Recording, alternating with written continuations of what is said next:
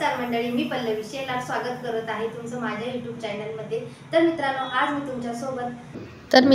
आज मी तुमच्यासोबत चना डाळीपासून लाडू कसे बनवायचे ते सांगणार आहे। आणि हे लाडू अगदी झटपट होतात, त्यातल्या त्यात 2 ते 3 तासामध्ये आरामात हे होऊन जातात। तर मित्रांनो, प्रसादासाठी सुद्धा हे लाडू अतिशय आयत्या वेळेला आपण घरी बनवू शकतो आणि अगदी झटपट बनवू शकतो। त्यातल्या त्यात तुम्हाला जर दिवाळीच्या फराळामध्ये सुद्धा तुम्ही हा लाडू ठेवू शकतात।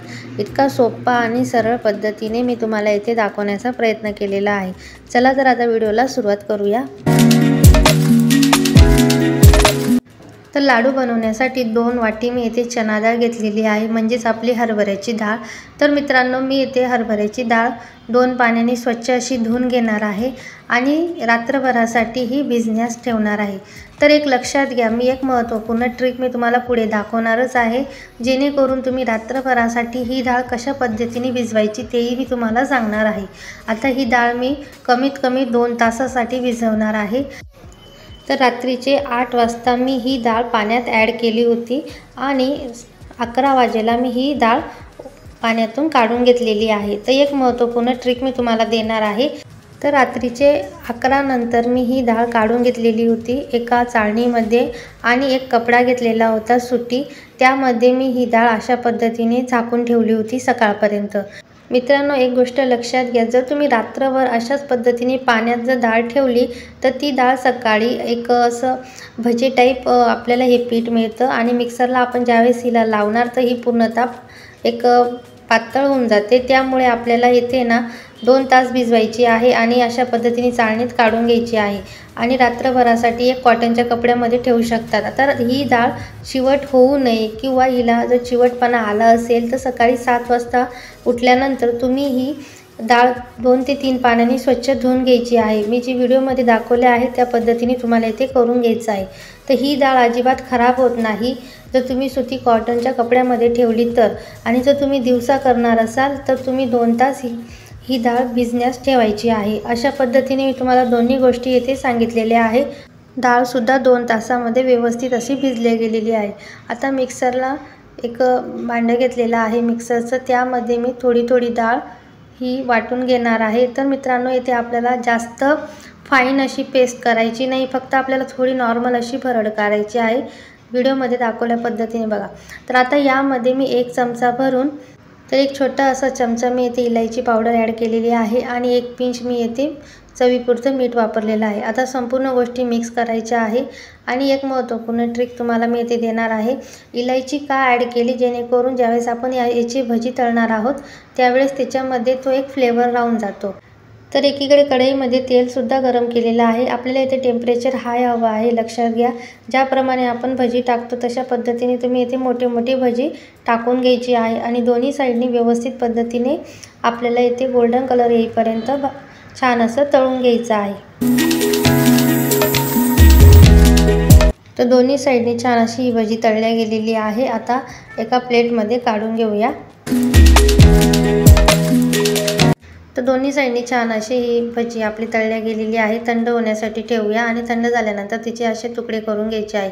तर मी 2 बॅच येथे, एक बॅच खरपूस आणि एक बॅच थोडीशी मध्यम अशी तळून घेतलेली आहे। तुम्ही येथे तुपामध्ये सुद्धा तळू शकतात। आणि एक महत्त्वपूर्ण ट्रिक मी तुम्हाला इथे सांगून देते, जर तुम्ही तुपात तळले तर अतिउत्तम। तुपामुळे हे लाडू छान असे लागतात किंवा तेलामध्ये जे तुमच्याकडे अवेलेबल असेल त्याच्यामध्ये तुम्ही करू शकता। आता मी 1.5 वाटी चना डाळ घेतलेली आहे, तर 1 वाटी मी येथे साखर घेतलेली आहे आणि अर्धी वाटी मी येथे पाणी वापरलेलं आहे। एक लक्षात घ्या, मेजरमेंट अशाच पद्धतीने घ्यायचं आहे। 1.5 वाटी चना डाळला 1 वाटी मी येथे साखर घेतलेली आहे, अर्धी वाटी पाणी आणि 1 तारची आपल्याला इथे चाचणी करून घ्यायची आहे। आता तुम्ही बघू शकता 5 ते 10 मिनिटांमध्ये छान अशी ही चाचणी तयार झालेली आहे आणि अशाच पद्धतीने आपल्याला इथे चाचणी ठेवायची आहे। आता यामध्ये मी 1 पिंच भरून इलायची पावडर ॲड करणार आहे। 1 चमचा इथे मी इलायची पावडर वापरलेली आहे या संपूर्ण डिशमध्ये, लक्षात घ्या, जेणेकरून सुगंध छान येतो। आता मी जे भजी तळून ठेवली होती ती मिक्सरला छान असं रवाळ टेक्स्चरवर आपल्याला इथे मिक्सरला फिरवून घ्यायचं आहे। अशा पद्धतीने तुम्हाला व्यवस्थित पद्धतीने रवाळ इथे करून घ्यायचं आहे पीठ, बघा। या पद्धतीने व्हिडिओमध्ये दाखवल्या पद्धतीने करायचं आहे। आता गॅसची फ्लेम बंद केलेली आहे। चासणी 2 ते 3 मिनिटांसाठी थंड होऊ द्यायची आहे। नॉर्मल टेम्परेचरवर चासणी असेल त्यावेळेस आपल्याला चणा डाळीचं पीठ यामध्ये ॲड करून घ्यायचं आहे। तर अशा पद्धतीने मिक्सरला तुम्ही पीठ करून घ्यायचं आहे, रवा टेक्स्चर द्यायचं आहे आणि व्यवस्थित पद्धतीने चासणीमध्ये ॲड करायचं आहे। गॅसची फ्लेम बंद केलेली आहे आणि व्यवस्थित पद्धतीने मिक्स करायचं। आता यामध्ये तुम्ही ड्रायफ्रूट्स तुमच्या आवडीप्रमाणे टाकू शकतात आणि हे पीठ जसं थंड होतं, चासणीमध्ये मुरतं, तसतसा हा लाडू छान असा घट्ट होतो, कडकपणा येतो आणि चवीला तो भन्नाट लागतो। अशा पद्धतीने हा अतिशय झटपट ही चणा डाळीचा लाडू आपण बनवू शकतो आणि पीठ अतिशय मऊसूत झालेलं आहे, तुम्ही बघू शकता। तर काजू आणि बदामाची छान अशी भरड काढून घेतलेली आहे आणि ती पण ॲड करणार आहोत। तुम्ही तुमच्या आवडीप्रमाणे ड्रायफ्रूट्स ॲड करू शकतात आणि मिक्स करून घ्यायचं आहे।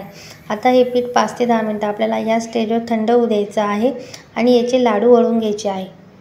तर पीठ छान असं नॉर्मल असं थंड झालेलं आहे। यामध्ये 2 चमचे मी तूप ॲड करणार आहे।